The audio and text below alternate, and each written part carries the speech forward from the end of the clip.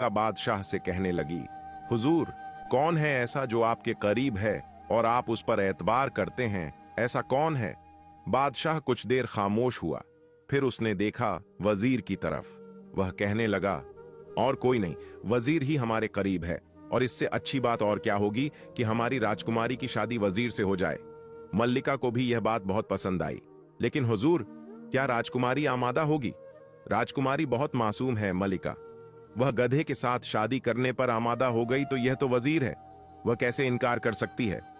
लेकिन हमें एक बार उससे पूछना चाहिए, पहले भी उसने बहुत कुर्बानियां दी हैं।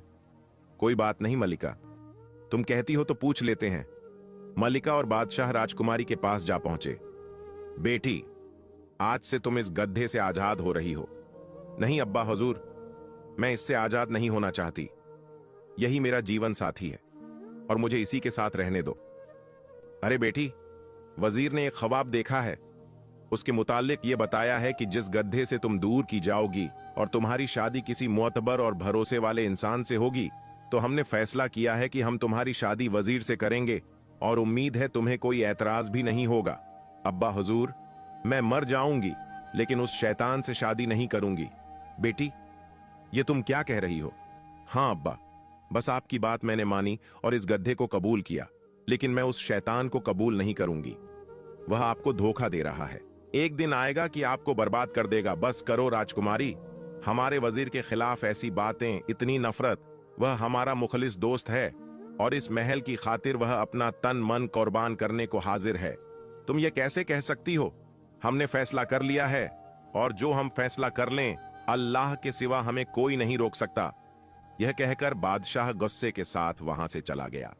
मल्लिका भी चली गई। राजकुमारी फूट फूट कर रोने लगी।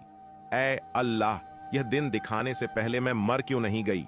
इस दरिंदे ने मेरी जिंदगी तबाह व बर्बाद कर दी, मुझे इस मुकाम तक पहुंचा दिया, और अब फिर मैं उसके साथ नहीं। अल्लाह, मैं ऐसा नहीं कर सकती। राजकुमारी ने फैसला किया कि वह खुद को खत्म कर लेगी। आखिरकार बादशाह ने ऐलान किया कि राजकुमारी की शादी वजीर के साथ हो रही है और वह गद्धा उससे हमेशा के लिए दूर जा रहा है। लोग हैरान हुए कि बादशाह ने अपनी बेटी का तमाशा बनाकर रख दिया है। कहां यह बूढ़ा वजीर और कहां वह फूल जैसी राजकुमारी। लेकिन लोग क्या कह सकते थे? राजकुमारी जो सब्र कर रही थी, आखिर वह वक्त आ ही गया। लोग इकट्ठे हो गए और राजकुमारी की शादी का दिन आ चुका था। आज राजकुमारी से इस गड्ढे को हमेशा के लिए दूर किया जाना था और इस वजीर के साथ उसका निकाह बांध दिया जाना था। सब लोगों ने निकाह में शिरकत की। जब निकाह पढ़ने का वक्त आया तो एक ऐसा मंजर रूनुमा हुआ